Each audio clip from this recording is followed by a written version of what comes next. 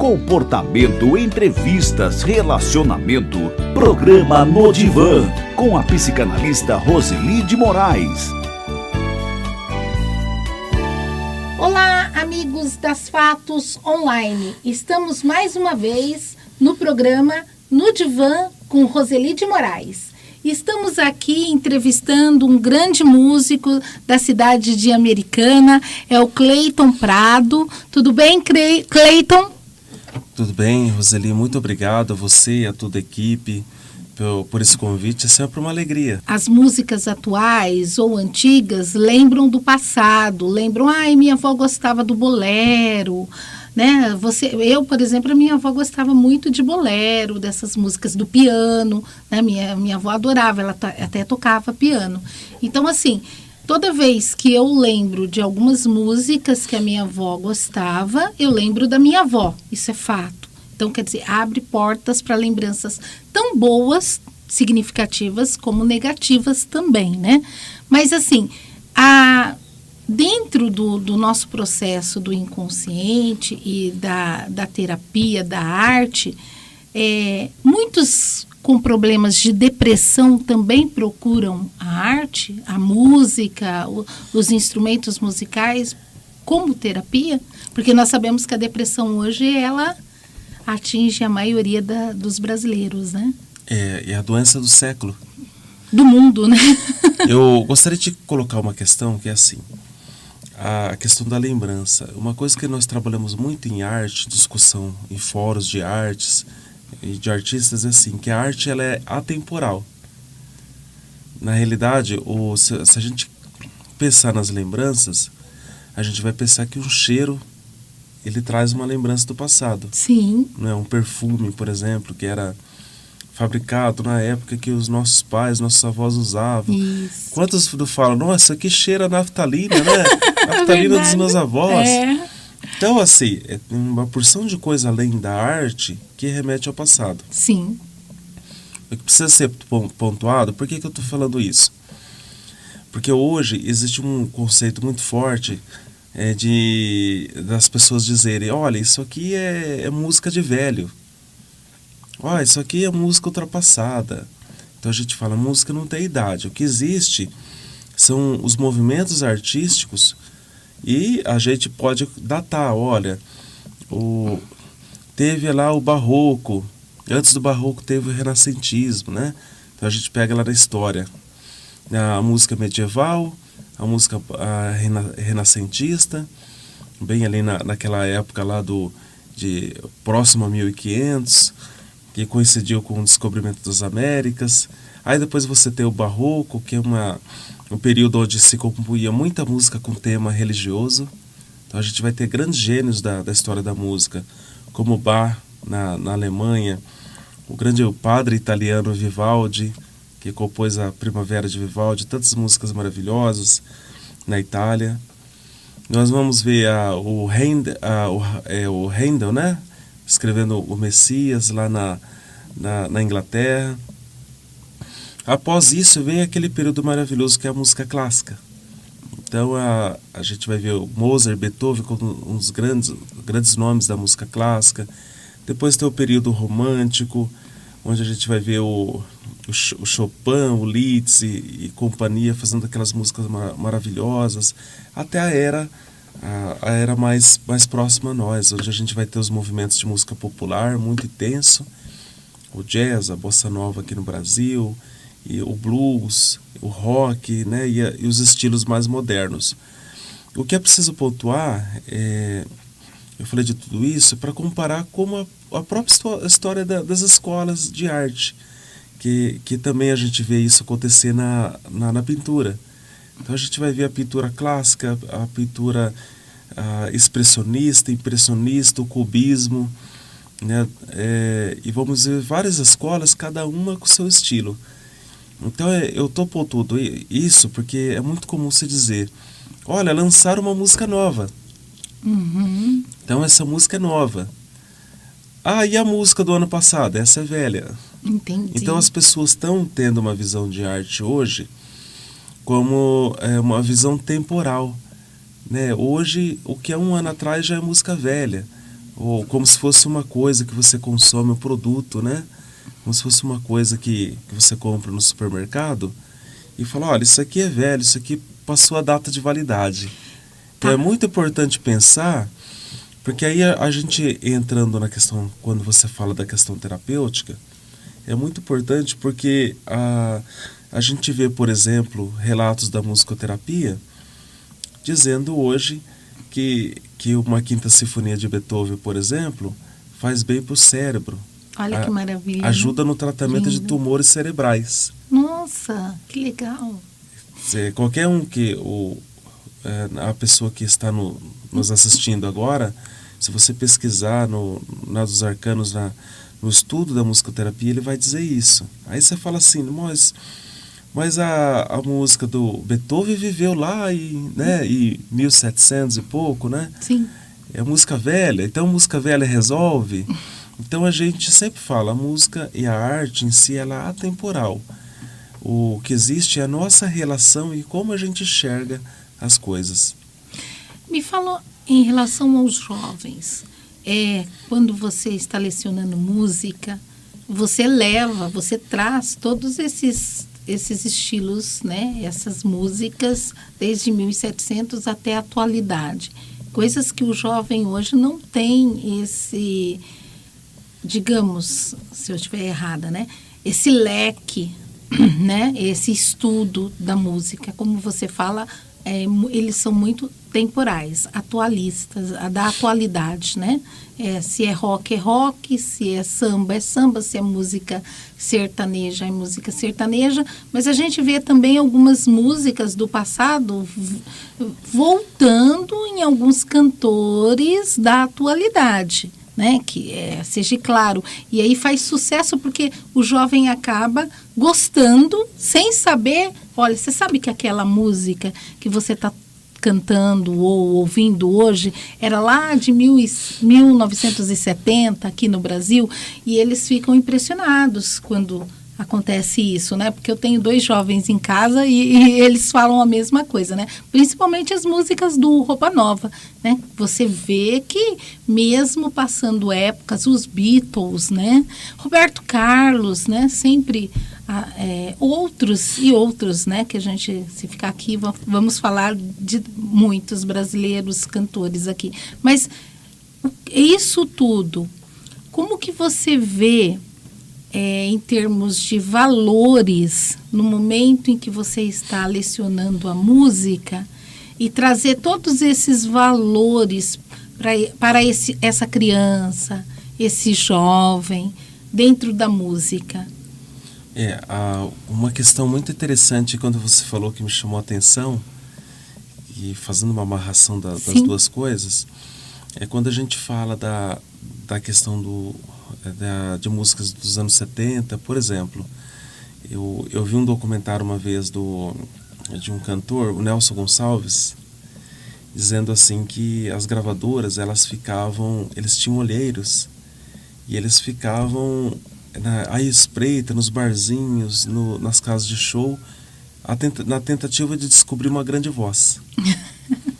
Então os músicos, bandas, era uma grande banda, então eles queriam descobrir uma banda onde todos tocavam muito bem. Uhum. Com a composição, eles queriam descobrir um grande compositor. Então as gravadoras trabalhavam isso dentro do mercado fonográfico. Sim. O que aconteceu com o tempo?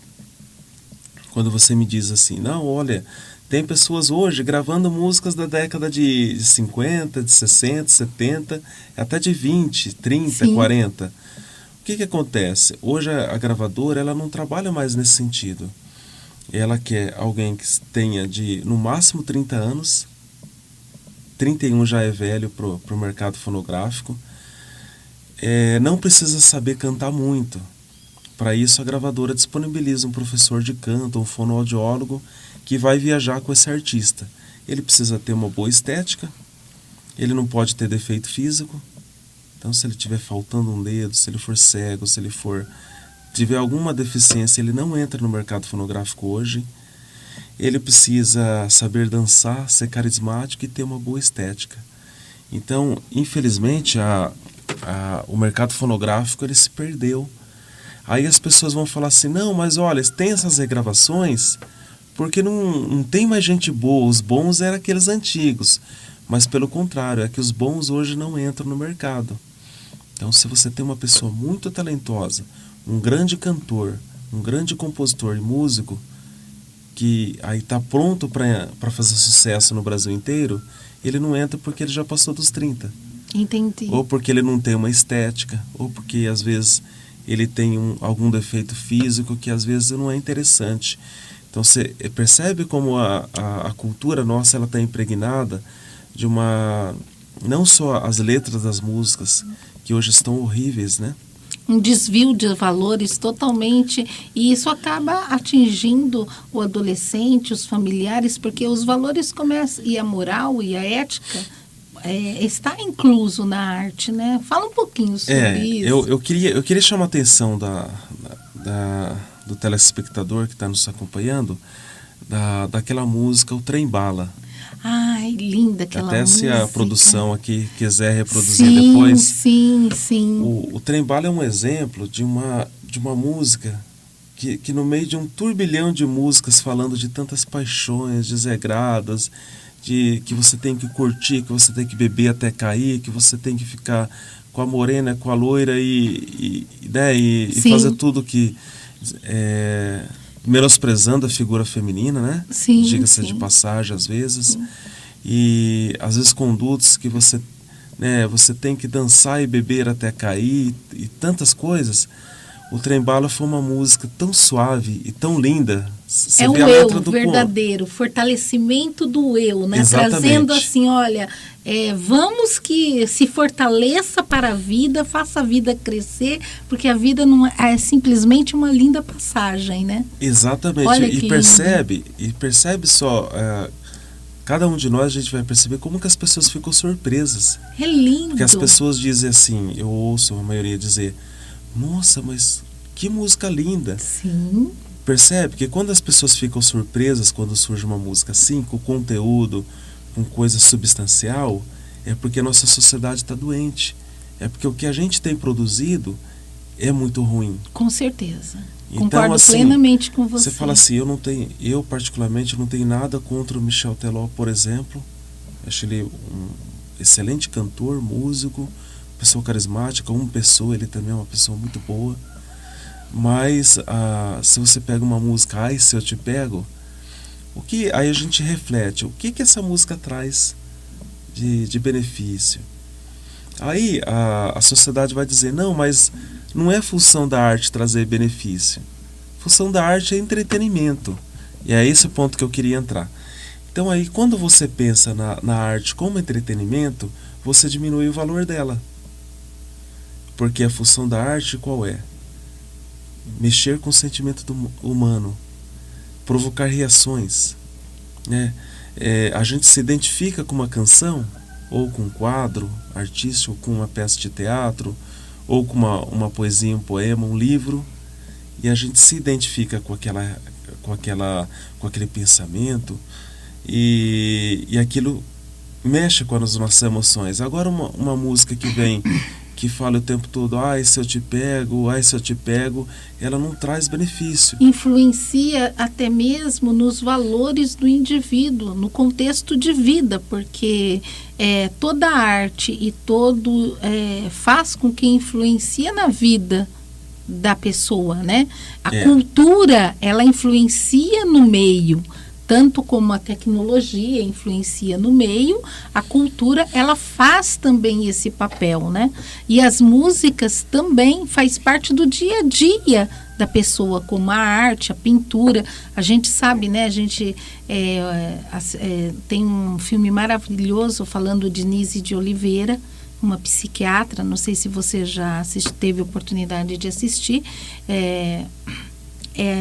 O filme fala sobre a cura, né, ou ajuda de auxiliar aquele doente através da arte, do teatro, né, das pinturas, principalmente das pinturas. Ela traz como linha terapêutica o terapeuta Jung, né, no contexto das pinturas e das mandalas, onde abre Porque para Jung, toda a arte, desde da pintura, desde da escrita, abre portas para o nosso inconsciente, né? Para nos encontrarmos o nosso verdadeiro eu. Eu acredito assim, até que naquela música do Trem-Bala, o escritor da música, ele estava colocando o verdadeiro eu. Como que eu gostaria de estar vivendo a minha vida, né? Então, é um momento de emoção dele e um fortalecimento dele, trazendo todo o inconsciente dele naquela letra, né? Isso é muito lindo, né? Percebe só que um dos trechos da letra, ela fala, não é sobre ter o mundo inteiro para si. Sim. É alguma coisa nesse sentido. Sim. Me perdoe não estar lembrando precisamente a frase, mas é algo nesse sentido. Não se trata da gente escalar o mundo e conquistar o mundo. Ela quer dizer, né?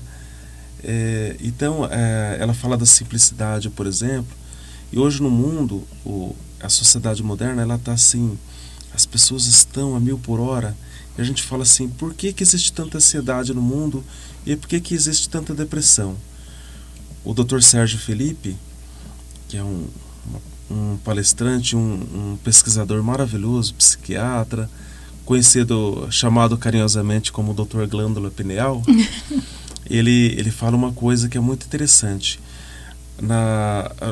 A tendência é nós termos um controle cada vez maior de todas as doenças.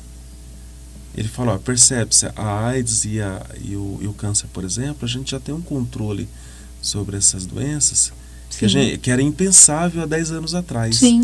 Então a tendência é daqui uns 10 anos a gente aumentar a quantidade de pessoas doentes com doenças psíquicas, com síndrome do pânico, com depressão e crise de ansiedades e tantas outras que vêm decorrentes disso.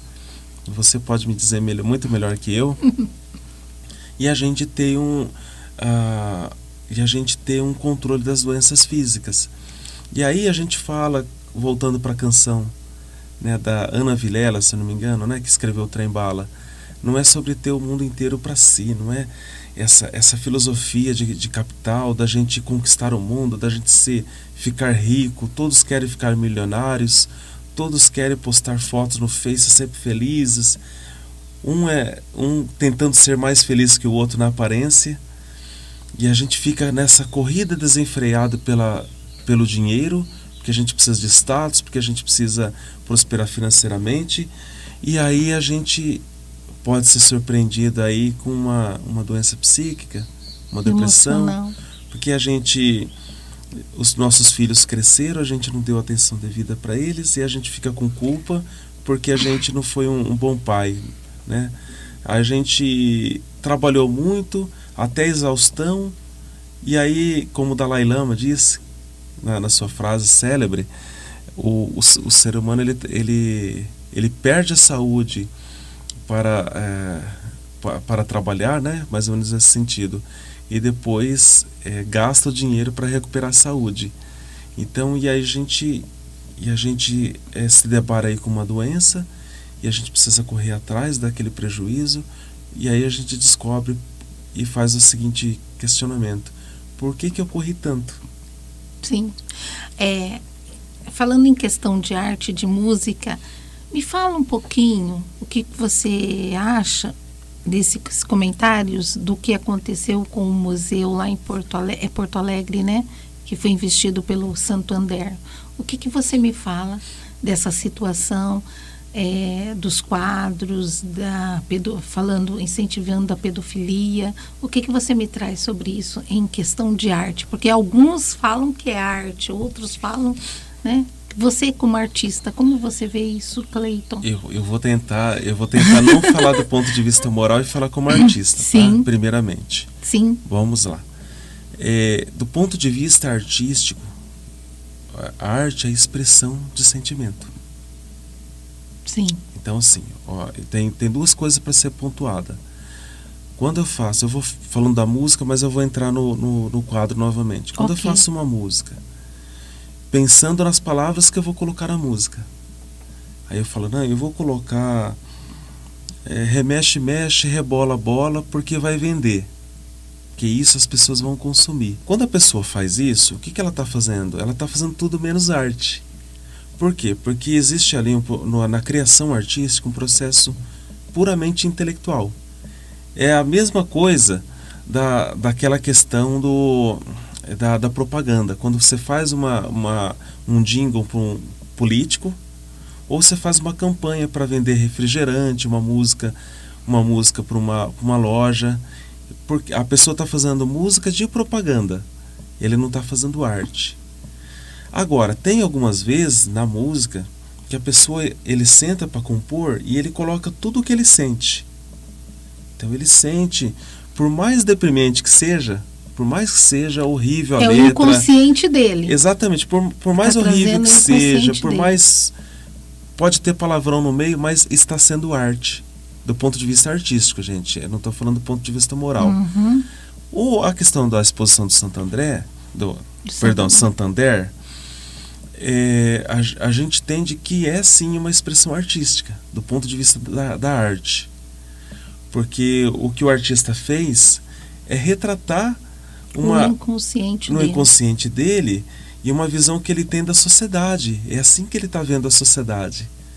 O artista, muitas vezes, ele retrata através de... Você vê muitos livros, Macunaíma, por exemplo, alguns livros que são clássicos da literatura, poemas, retratam a sordidez que existe na sociedade.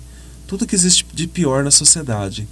Então, ele artisticamente ele passa para o papel, para o quadro ou para a música o que ele sente da sociedade. E pode ser até mesmo uma forma de agonia, de revolta. Olha, eu estou chateado porque está existindo isso dentro da sociedade. Por exemplo, crianças, adultos. Então ele se revolta e ele acaba expressando isso através da pintura, da lei. Então, quer dizer, não que ele incentive, mas também pode ser uma forma de revolta, porque nós estamos trabalhando com o inconsciente do indivíduo. Exatamente. O que ele está sentindo no momento.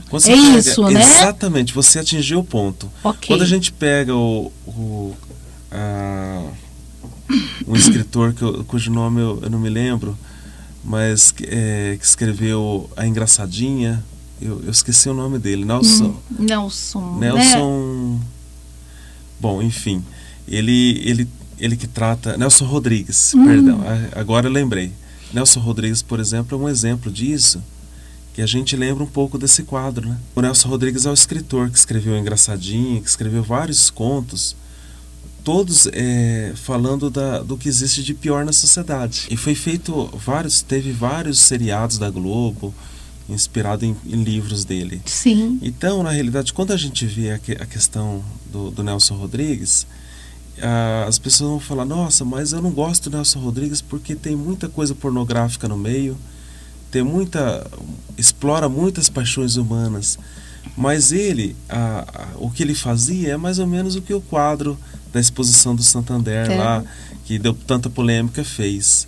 O que eu penso? Agora vamos voltar na moral e na ética, que dentro desse contexto todo, moral e eticamente, a parte da ética e da moral, isso influencia principalmente para crianças até menores de 18 anos, tendo uma visão desses tipos de quadros. Como é que você vê essa questão? O que eu penso sobre essa questão toda é que o artista ele precisa ter um comprometimento com o que ele produz. Interessante. Então, assim, se eu estou deprimido, se eu estou chateado com a sociedade, se eu estou vendo um monte de noticiário de notícias ruins, notícias deprimentes, casos de alguém que cometeu algo contra alguém dentro da família, eu tenho um comprometimento de não transformar isso em arte. Eu acho que esse é o ponto. Interessante, gostei. Então, assim, a pessoa da exposição não tem esse mesmo comprometimento. Para ele, não, olha, eu vou fazer uma arte, eu vou jogar, porque a sociedade é isso. E eu vou escancarar o que a sociedade realmente é, de forma artística. É o que muitos escritores fizeram, que muita gente faz através da música, que muita gente faz através do teatro também. Entendi. Os stand-ups, dos programas de humor. Os programas de humor Os não deixam... programas de humor é um bom exemplo disso. Eles Sim. pegam o que há de pior na sociedade e faz graça com aquilo. Faz graça com aquilo. Então eu lanço o seguinte questionamento, uma seguinte reflexão aos artistas de todas as áreas. Será que é a nossa... até que ponto é a nossa função transformar isso em arte, escancarar isso e jogar? Será que existe outras possibilidades de se fazer isso?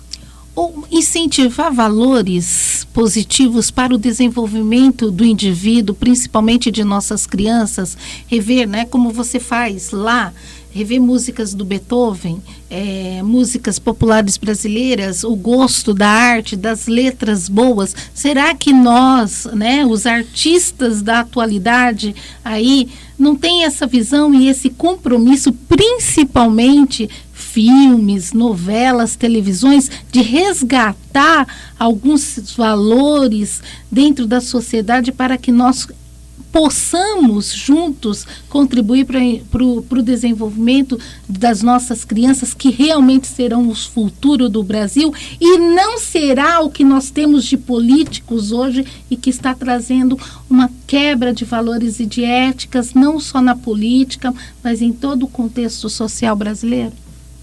Não é verdade, Cleiton? Exatamente. Eu acho assim que a gente tem um ideal de sociedade e a gente deseja ver essa sociedade melhorar. Então, na realidade, a gente tem uma questão cultural. Quando a gente fala dos políticos, a gente tem que entender que o famoso jeitinho brasileiro nosso já é uma forma corruptiva. Sim. É um jeito carinhoso da gente dizer: não, olha, eu não sou tão corrupto assim, eu só tenho um jeitinho brasileiro. Então, quando a gente pensa nos políticos, é muito importante lembrar que se nós tirássemos todos de lá, todos aqueles que iam emergir a tomar o poder no lugar deles, iriam ser pessoas do nosso convívio, que têm a mesma situação cultural que nós. Sim, exatamente. Ou seja, surgirão novos corruptos, com caras diferentes, mas com jeito de ser diferente. Porque não mudamos os valores e a ética da nossa sociedade. Exatamente. Tudo está na sociedade. Então, artistas, olha como vocês são importantes para a sociedade brasileira. Vamos trabalhar juntos, né, para construir uma sociedade mais, né, mais digna, com menos humana, né, com menos corrupção, né, agressividade. Então veja como que vocês são importantes, né, e como é importante. Cleiton, nós estamos terminando. Então, Cleiton, me fala o telefone seu para contato para quem queira ter aula, né, aqui você colocou violão, guitarra, violino, piano, teclado e canto. Para os interessados em fazer aula de música, o meu telefone é 3405-1960 e o celular, o WhatsApp também, 99158-9682. Eu leciono na cidade americana e já trabalho com música há mais de 22 anos, já tenho esse prazer, toco em eventos e casamentos. Eu gostaria de colocar o meu site para quem quiser visitar. Por favor, Cleiton. Eu sou dono de uma empresa de casamentos e cerimônias. www.grupomagiadosom.com.br. E quem queira acessar o Cleiton no Face está como Cleiton Prado, é Cleiton isso, né? Prado. Então, pessoal, mais uma vez eu agradeço a todos os ouvintes da Rádio Fatos Online e espero para o próximo programa. Um beijo especial a todos. Até lá. Comportamento, entrevistas, relacionamento. Programa No Divã, com a psicanalista Roseli de Moraes.